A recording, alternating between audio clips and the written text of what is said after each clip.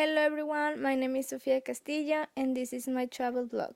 Today I'm talking about Canada because it's one of the cities that I want to visit.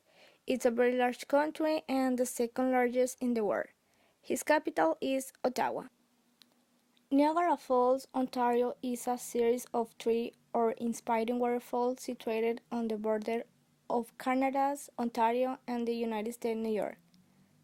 The Ontario seat of the falls is called Horseshoe Falls and offers the best views and most attractions.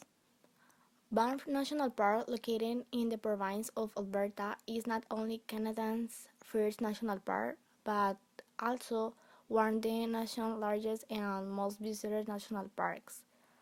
The park is filled with stunning sceneries provided by the majestic Canadian Rockies Valleys forests and abundant wildlife. Because of all this grand air, the park soon become one of the Canada's premier destinations any time of year.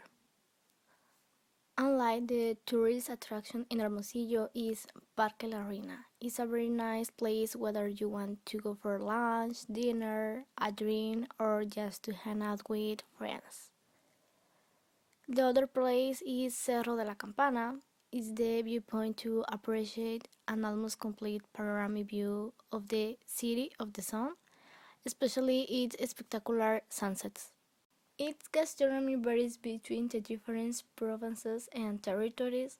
If you ask any Canadian what is a Canadian food, they will probably answer poutine, because it's one of the many culinary gems to come out of French Canada, perhaps one of the most outlandish and definitive Canadian dishes. The small town in Quebec claimed to have invented this celebrated dish or side dish, and it's said to date back to the 1950s. Traditionally, Canadians eat a lot of potatoes. French potatoes are not traditional, but baked potatoes or mashed potatoes are very traditional. A real poutine uses peppery, meat-based gravy and squeaky carbs on fries. A typical old-style meal for many Canadians is meat, usually roast beef, pork or chicken, boiled vegetables, and some kind of potato. Sonora's gastronomy is based mainly on meat. Sonora is one of the main meat producers in northern Mexico. There are even those who say that the best meat comes from Sonora. Doesn't lack the typical charcoal grilled meat accompanied by a beer to mitigate the intense heat.